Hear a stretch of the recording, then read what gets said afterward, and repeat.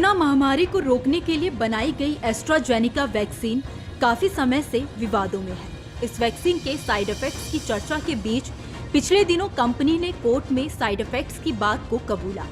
AstraZeneca के कबूलनामे के बाद दुनिया भर के देश थोड़े टेंशन में हैं। इसके कुछ दिन बाद ही कंपनी ने बाजार से एस्ट्राजेनेका वैक्सीन को वापस लेने का ऐलान कर दिया।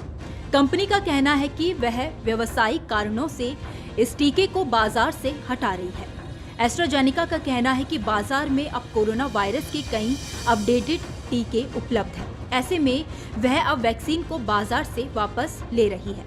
भारत में भी कोविशील्ड को लेकर चर्चा तेज है। दरअसल भारत में इस वैक्सीन को सीरम इंस्टीट्यूट ने एस्ट्राजेनेका के साथ मिलकर बनाया था।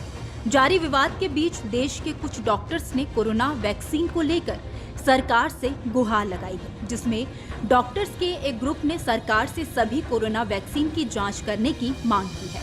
एस्ट्राजेनेका वैक्सीन को लेकर उठ रहे तमाम तरह के सवालों के बीच अवेकन इंडिया मूवमेंट AIM से जुड़े डॉक्टर्स के समूह ने सरकार से लोगों के मन में उठ रहे सवालों के समाधान की अपील की है। इन लोगों ने सरकार से अपील की है कि वह सभी कोरोना वैक्सीन के पीछे के साइंस का रिव्यू करे। यह भी सुनिश्चित करे कि वैक्सीन लगने के बाद किसी भी तरह की परेशानी का जल्द पता लगाया जा सके। रिपोर्ट्स के मुताबिक रेडियोलॉजिस्ट और एक्टिविस्ट डॉक्टर तरुण कोठारी ने एक प्रेस कॉन्फ्रेंस कर कहा कि कोविड वैक्सीन लगने के बाद हुई दुखद मौतों के बढ़ते मामलों को पूरी तरह से नजरअंदाज किया है और वैज्ञानिक जांच के बिना और महामारी विज्ञान का हवाला दिए बिना कोविड वैक्सीन को सुरक्षित और प्रभावी बताने का प्रचार करती रही है। उन्होंने बताया कि दुनिया भर में कोविड वैक्सीन के एक साइड इफेक्ट के बारे में पता चल रहा है, जिसे थ्रोम्बोसिस विद थ्रोम्बोसाइटोपेनिया सिंड्रोम यानी कि TTS कहा जाता है। गायनेकोलॉजिस्ट और ऑन्कोलॉजिस्ट डॉक्टर सुजाता मित्तल ने चिंता जताते हुए कहा है कि जब कोविड-19 वैक्सीन लगाई जा रही थी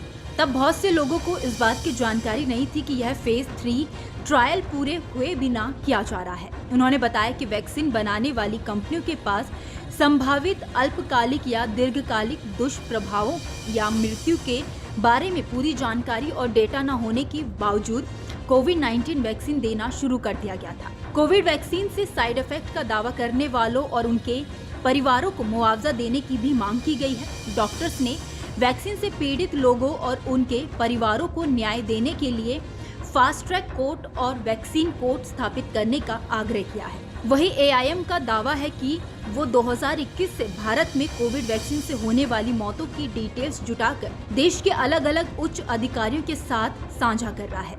आरोप है कि अब तक सरकार उन्हें जवाब देने में विफल रही है। खैर, इस खबर में इतना ही। इस खबर को लेकर आपकी क्या राय है, आप हमें कमेंट सेक्शन में जरूर बताइए।